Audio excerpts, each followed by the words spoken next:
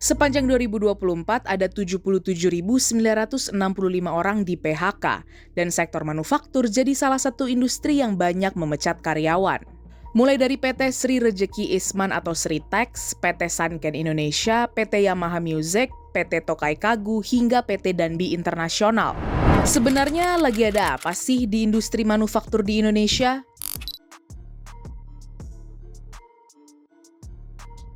Pada 2023, industri pengolahan atau manufacturing jadi penyumbang terbesar pemasukan ekonomi di Indonesia, dengan nilai tambah industri sebesar 3.900 triliun rupiah.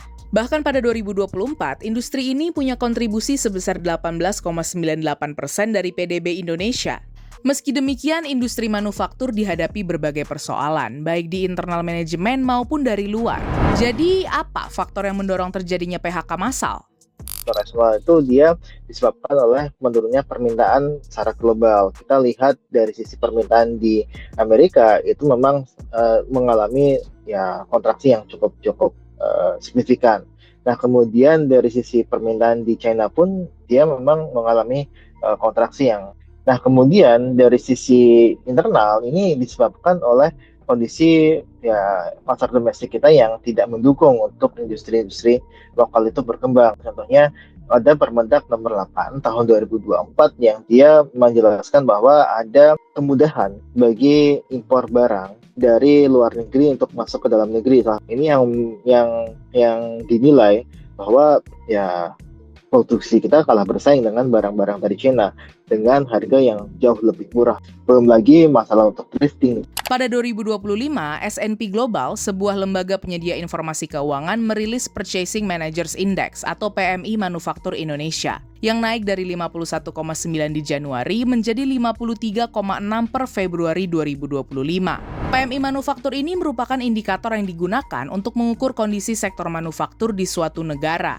Kalau poinnya di atas 50, sektor manufaktur lagi ekspansi atau berkembang. Sebaliknya, poin di bawah 50, sektor manufaktur lagi kontraksi atau turun.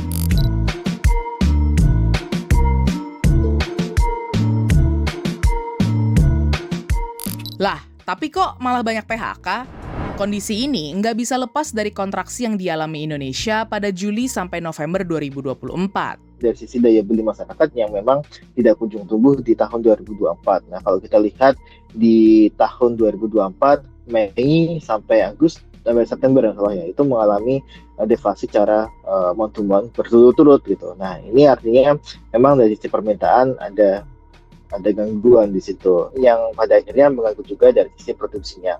Makanya di tahun 2024 itu banyak produsen tekstil yang dia gulung tikar karena dua hal tersebut. Ada dari si kebijakan Permendak nomor 8 itu tahun 2024 dan juga ada dari sisi daya beli masyarakat yang memang belum pulih sepenuhnya.